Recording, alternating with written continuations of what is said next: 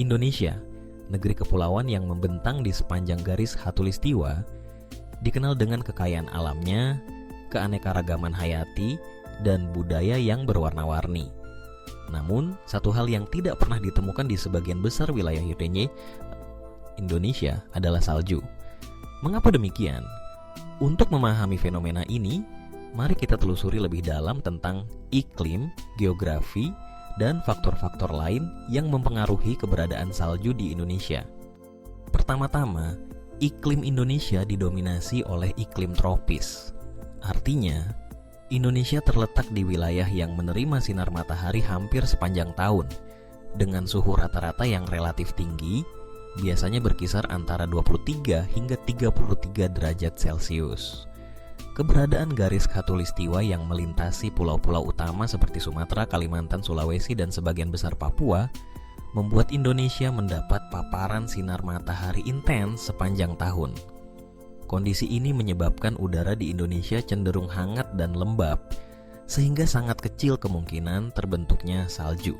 Salju sendiri terbentuk ketika uap air di atmosfer membeku menjadi kristal es pada suhu di bawah 0 derajat Celcius. Proses ini membutuhkan suhu yang sangat dingin, biasanya terjadi di wilayah balak beriklim sedang hingga kutub atau di daerah pegunungan yang sangat tinggi. Karena suhu di permukaan tanah Indonesia jarang, bahkan hampir tidak pernah, turun hingga ke titik beku, maka hujan yang jatuh pun selalu dalam bentuk air, bukan salju. Namun, bukan berarti Indonesia sama sekali tidak pernah mengalami fenomena salju. Di wilayah pegunungan tinggi, khususnya di Papua, terdapat salju abadi yang sangat langka. Salah satu contohnya adalah di Puncak Jaya atau Carstensz Pyramid yang merupakan puncak tertinggi di Indonesia dengan ketinggian sekitar 4 meter di atas permukaan laut. Di puncak inilah suhu bisa turun hingga di bawah titik beku, memungkinkan terbentuknya lapisan salju tipis dan gletser. Namun, area ini sangat terbatas dan sulit dijangkau oleh masyarakat umum, sehingga bagi kebanyakan orang Indonesia, salju tetap menjadi sesuatu yang asing. Selain Puncak Jaya, beberapa puncak tinggi lain di Papua, seperti Puncak Trikora dan Puncak Mandala, juga sempat memiliki salju. Namun, akibat perubahan iklim global dan pemanasan suhu bumi, area bersalju di puncak-puncak ini semakin menyusut dan terancam punah. Para peneliti bahkan memperkirakan bahwa lapisan salju abadi di Puncak Jaya bisa lenyap dalam beberapa dekade mendatang. Secara umum, Indonesia tidak memiliki musim dingin seperti negara-negara dengan 4 musim.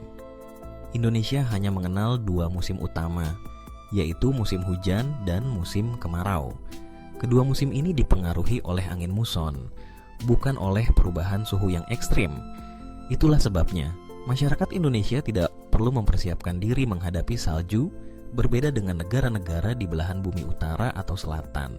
Faktor lain yang mempengaruhi ketiadaan salju di Indonesia adalah letak geografisnya yang jauh dari kutub. Negara-negara yang mengalami musim dingin dan salju umumnya berada di lintang tinggi, baik di utara maupun selatan, di mana matahari lebih rendah di langit selama musim dingin. Di sana, suhu udara bisa dengan mudah turun di bawah 0 derajat Celcius, sehingga salju menjadi fenomena yang umum. Sedangkan di Indonesia, sebagai negara tropis yang berada di lintang rendah, panas matahari lebih merata sepanjang tahun. Jadi, jika ada pertanyaan mengapa Indonesia tidak ada salju, jawabannya terletak pada kombinasi iklim tropis yang hangat, posisi geografis di sekitar garis khatulistiwa, dan ketinggian wilayah yang umumnya rendah.